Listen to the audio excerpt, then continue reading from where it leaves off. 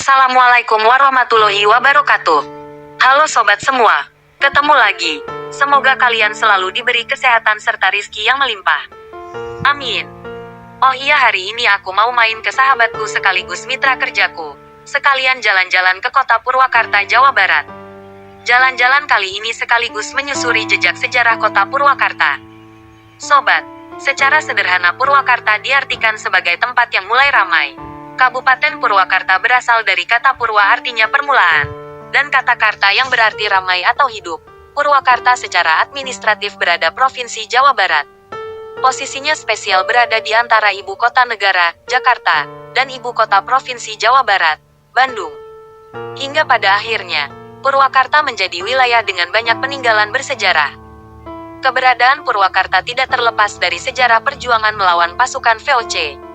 Sekitar awal abad ke-17 Sultan Mataram mengirimkan pasukan tentara yang dipimpin oleh Bupati Surabaya ke Jawa Barat. Salah satu tujuannya adalah untuk menundukkan Sultan Banten. Tetapi dalam perjalanannya bentrok dengan pasukan VOC sehingga terpaksa mengundurkan diri. Setelah itu dikirimkan kembali ekspedisi kedua dari pasukan Mataram di bawah pimpinan Dipati Ukur serta mengalami nasib yang sama pula.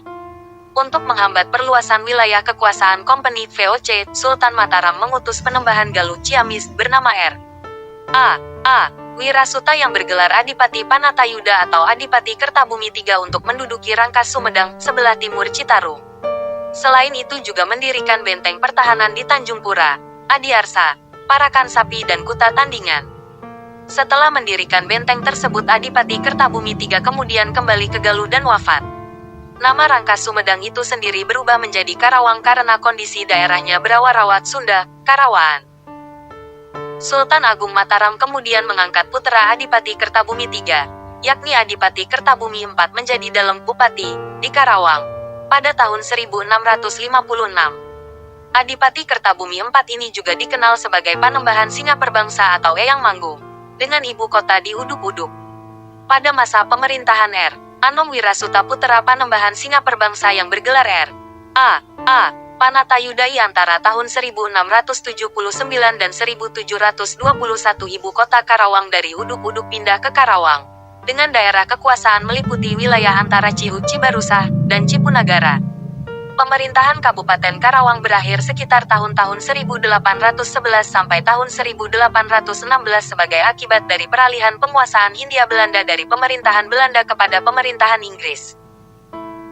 Antara tahun-tahun 1819 sampai tahun 1826 pemerintahan Belanda melepaskan diri dari pemerintahan Inggris yang ditandai dengan upaya pengembalian kewenangan dari para bupati kepada Gubernur Jenderal Van der Capellen. Dengan demikian Kabupaten Karawang dihidupkan kembali sekitar tahun 1820, meliputi wilayah tanah yang terletak di sebelah timur Kali Citarum, Cibet dan sebelah barat Kali Cipunagara. Dalam hal ini kecuali Onder Distrik Gandasoli, sekarang Kecamatan Pleret pada waktu itu termasuk Kabupaten Bandung. Sebagai Bupati Kabupaten Karawang yang dihidupkan kembali diangkat R.A. Suryanata dari Bogor dengan gelar Dalem Santri yang kemudian memilih ibu kota kabupaten di Wanayasa. Nama Purwakarta diberikan atau diusulkan oleh seorang cutak atau dahulu biasa dikenal dengan kepala wilayah di daerah Sindangkasih yang bernama Purbasari. Asal-usul nama Purwakarta sangat berkaitan erat dengan penyebaran agama Islam dan keberadaan Masjid Agung, atau saat ini bernama Masjid Agung Baing Yusuf Purwakarta. Pada Mei tahun 1830 cutak menghadiri perkumpulan di Pendopo yang saat ini menjadi kantor Bupati Purwakarta. Pada masa kepemimpinan Dalem Solawat Prasuryawinata. Pada masa itu Dalem Solawat menggelar syukuran berpindahnya kantor pemerintahan Afdeling Karawang ke Sindangkasih dari Wanayasa. Di tengah acara itu, cutak mengangkat tangan kemudian mengusulkan jika wilayah ini diberi nama Purwakarta. Sejarahnya, Purwakarta mula-mula merupakan bagian dari Kabupaten Karawang sejak era VOC pada 1630. Purwakarta dijadikan sebagai pusat ibu kota Kabupaten Karawang baru pada 1831 berdasarkan keputusan Gubernur Jenderal Hindia Belanda pada tanggal 20 Juli. Sebelumnya, pusat pemerintahan berada di sebuah desa bernama Wanayasa, 24 km arah tenggara di kaki Gunung Burangrang. Purwakarta menjadi kabupaten tersendiri terhitung sejak 1968.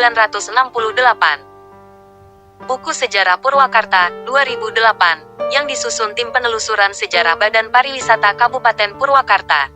Tertulis dalam surat kabar Hindia Belanda, Javas Cekuran, Agustus tahun 1831.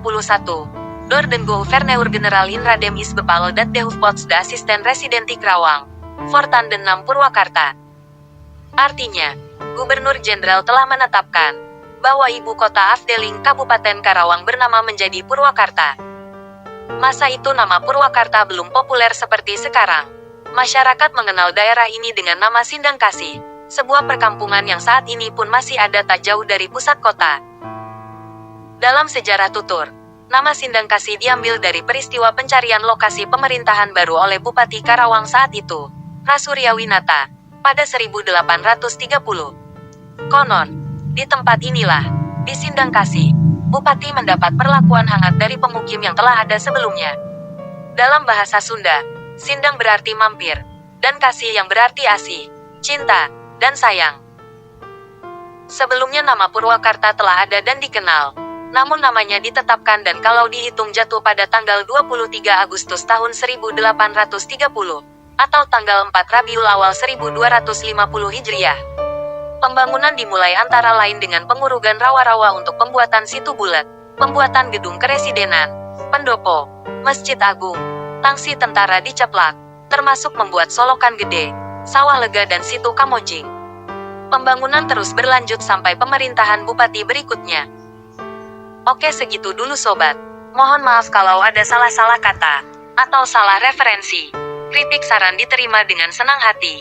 Kirim saja di kolom komentar ya sobat. Sekian dulu, aku lanjut jalan-jalan di kota Purwakartanya. Wassalamualaikum warahmatullahi wabarakatuh.